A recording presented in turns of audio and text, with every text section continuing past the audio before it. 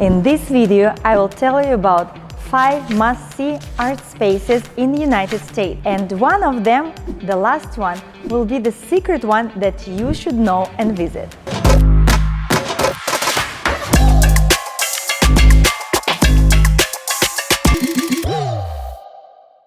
Hi, I'm Elena Bulatova. I'm art entrepreneur, artist, art dealer and gallerist. We help new homeowners, art collectors, builders, developers and interior designers create inspirational art spaces with artworks that we offer through Elena Bulatova Fine Art. Our galleries are recognized around the world. We won multiple awards.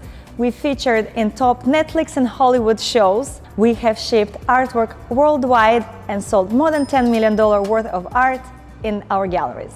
If you would like to know about latest trends happening in the art world, how you can incorporate art in your home, how create inspirational art space, or the latest news about top artists and emerging artists, see the events happening in the art world, join our channel to see the latest news. There is a lot of art spaces, galleries and museums in the United States, but there are 5 that I selected for you that I really recommend to visit. And don't forget, there will be a last secret one in the end. Number 1 art space that I recommend to visit is located in New York. It is Museum of Modern Art. There are some iconic artworks of our generation located in this museum. Among them, these are the artworks you will see. The Starry Night by Vincent van Gogh, which is estimated value is over $100 million. Les Demoiselles d'Avignon by Pablo Picasso. It costs over $200 million. Water Lily series by Claude Monet. This artwork, individual pieces, are valued between $50 to $80 million. Andy Warhol's Campbell soup cans. Auction record for a single canvas nowadays is estimated over $11 million.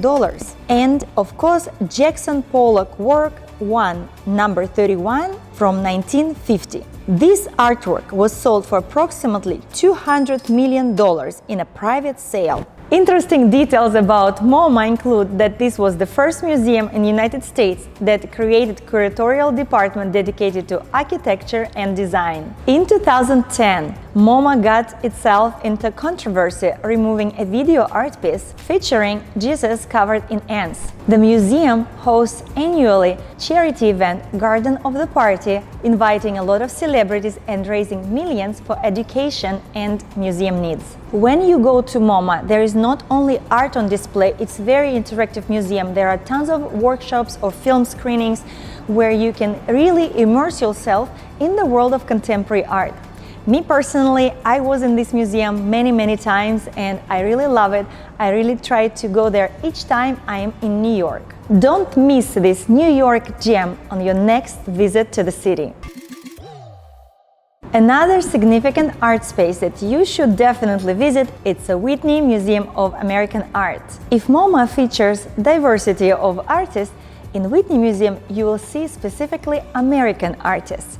Among them, there are important names in the history of art. Woman 3 by William de Kooning. This painting was sold for $137.5 million. Jackson Pollock famous painting number 5, made in 1948. This painting previously put a record and sold for approximately $140 million. American artist Jasper Johns has a painting Flag. This work is estimated around $110 million. Additionally, you can see here Andy Warhol, before and after, which is valued in tens of millions. Julie and Rob by Elizabeth Peyton, notoriously high valued for contemporary portraits. Intriguing facts about Whitney. Whitney's decision to display the painting of Emmett Till led to many protests caused by perceived cultural insensitivity. The museum's bold, architecturally diverse building in Meatpacking district got a lot of comments because it was very unusual and unique. Whitney Museum Biennale has been a topic of protest for the role of art in the politics. Whitney Museums hosts multiple public programs, and of course its famous Whitney Biennale.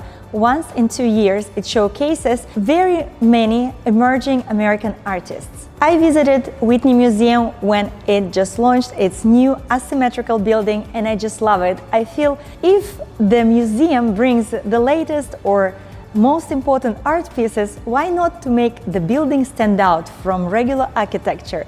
You should definitely visit this museum and see it with your own eyes. Art space number 3 for you to visit. We are in Miami, and one of the biggest landmarks here for art is Pérez Art Museum, or shortly PAMM. It's pretty new establishment and it was opened approximately 10 years ago. Pérez Art Museum showcases important contemporary artwork, and among them are these pieces. Joseph Cornell from the collection. It's valued at several $1 million. Ed Ruskia, who is known for fetching high auction prices, features artwork a Mercator projection. Another iconic piece in modern sculpture is Inverted Q by Claes Oldenburg. The museum features Julie Mehretu artwork named Columba. It is renowned for its complexity and market value. And of course, there is reflection of Miami's landscape, the artwork called Stiltsville by Teresita Fernandez. Pérez Art Museum is named for the name of Jorge Pérez. He is a prominent real estate developer here in Miami, and he donated over $40 million in cash and artwork. And this was a little bit controversial because it was a lot of debate about naming rights. The museum building is amazing.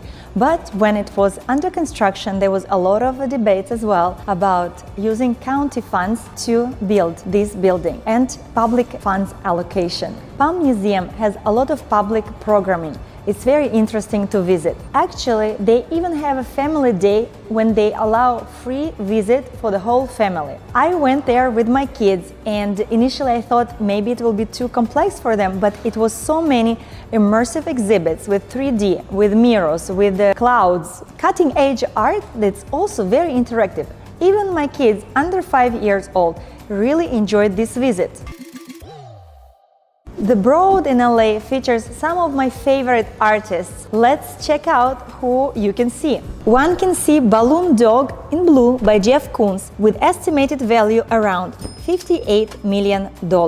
Also, there is a monumental installation valued highly in contemporary art circles called Under the Table by Robert Thierrien. One more work that you can see, it's known for its witty critique and high auction value. It's Tips for Artists Who Want to Sell by John Baldessari, a powerful piece often discussed in the context of its cultural and market value, called Untitled by Glenn Ligon. And finally, I'm Sorry by Roy Lichtenstein, iconic work valued at tens of millions of dollars. The building for the Broad Museum was funded by philanthropists Ellie and Edith Broad, who spent over $140 million for the construction of the museum. And this sparked some discussions about using private funds in public arts. Museum's vault and veil architectural design was both celebrated and criticized for its innovative look. In 2017, the Broad's exhibit of Yayoi Kusama, Infinity Rooms, broke records of attendance, but also caused some minor injuries while visitors tried to navigate between the exhibits. When you visit Broad Museum, you can participate in multiple artists and curators talks to broaden your understanding of contemporary art. I tried to visit this museum for a long time and I didn't have chance yet, so I hope I will visit it this year. And now back to our secret, last but not the least, location. This is the gallery where we are right now. It's Elena Bulatova Fine Art in Miami Beach, but we do have locations as well in Southern California and Las Vegas. When you come to our gallery, you can see living pools of living artists. We are artists ourselves, me and my husband, who create artwork today, not decades ago. And this is the latest and trendiest art, whatever you can find here. We also showcase in our Miami location other Miami-based artists, because Miami is a thriving scene for the arts. In our gallery, we do host a lot of different events to broaden your contemporary art knowledge, and we also have different parties. The latest was Papaya to the Moon, the artwork of a Mexican artist, and he shipped his artwork to the moon, and it was first private landing on the moon. When you visit our galleries, I hope I can meet you and say hello personally. I do spend a lot of time in the galleries, sometimes in different locations, but in Miami I create my work here in my secret studio above, so I can see everybody from above and while I paint my artworks. So these were 5 special art spaces that I recommend for you to visit. Of course, there is a lot of many worthy places as well, and